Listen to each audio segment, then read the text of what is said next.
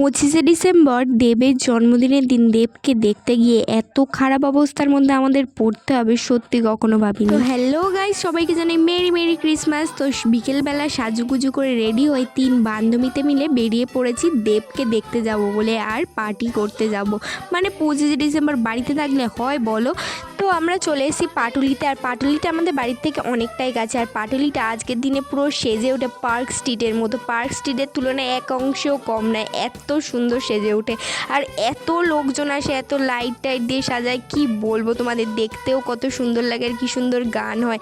আর এখানে না আজকের দিনে মানে অনেক বড় বড় স্টাররাও আছে যাদেরকে আমরা টিভিতে দেখতে পাই, তাদেরকে আজকের দিনে আমরা সামনাসামনিও দেখতে পাই। এখানে না আজকের দিনে একটু বসার জায়গা পাই না, আর একটু ছবি তোলারও জায়গা পাই না। মানে কি বিভৎস ভিড় হয়। আর এই ভিড়ের মাঝখানে পুরো এমন ফেসে গেছি যে এই ভিড়ের থেকে বেরোতেও পারছি না, ঠিক করে দাঁড়াতেও পারছি না, আর দমের কষ্ট শুরু হয়ে গেছে, এত ভিড়।